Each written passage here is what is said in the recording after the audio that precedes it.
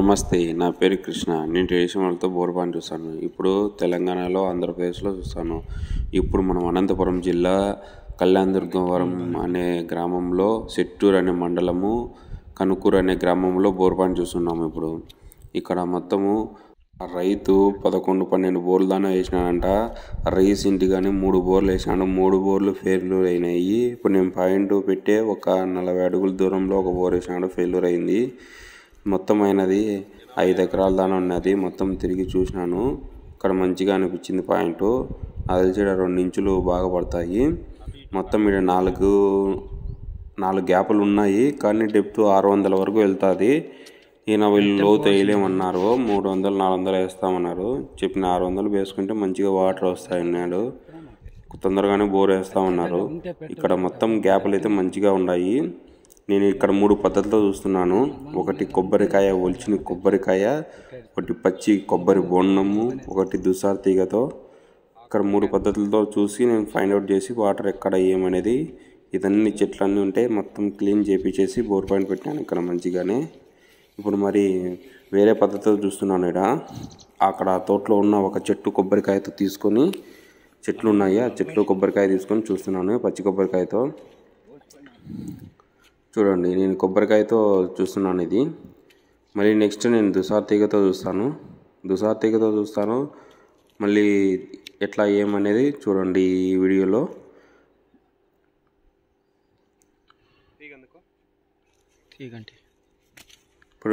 ఇప్పుడు దుసార్ తీగతో చూస్తున్నాను. ఇప్పుడు దుసార్ తీగతో నేను తీసుకొని చూడండి, నేను ఎలా చూస్తాను అనేది ఏమనేది మీకు అర్థమవుతుంది.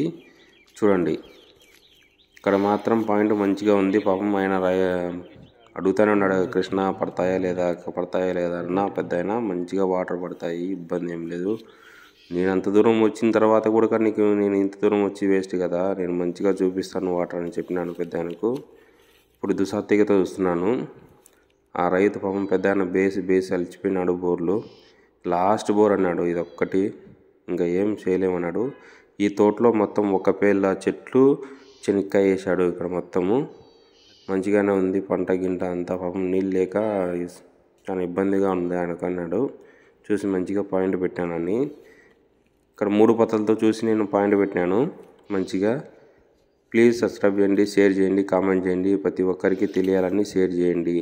Thanks for watching. ఈ వీడియోలో కంటిన్యూగా చూడండి. డ్రిల్లింగ్ ఆడేది, బోరు ఎన్ని వాటర్ పడింది నీకు ఈ వీడియోలో చూపిస్తాను. ఇక్కడ నేను 3 పద్ధతులతో చూస్తున్నాను.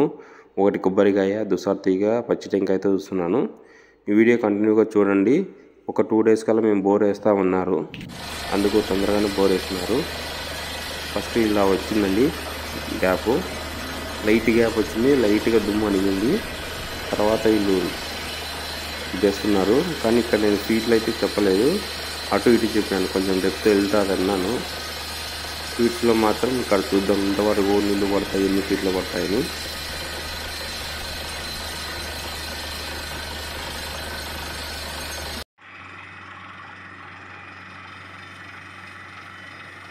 ఫైనల్గా నీళ్ళు పడినాయండి. ఇక్కడ 140లో ఒక క్యాప్ పడింది, 370 వరకు వేసి సాలిచ్చినారు.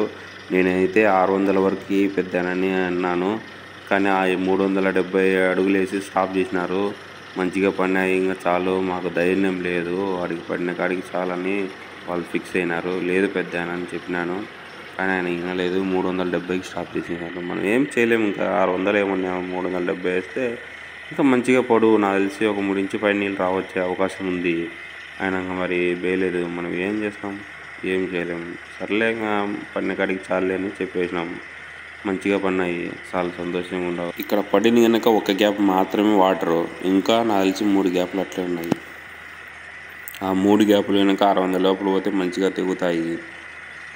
Thanks for watching.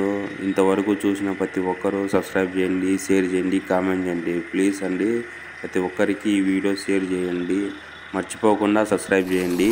ఈ వీడియో కంటిన్యూగా పెట్టండి. బోర్ వేసిన మరుసటి రోజే బోర్ బిగించినారండి. చూడండి మంచిగా వాటర్ వస్తున్నాయండి.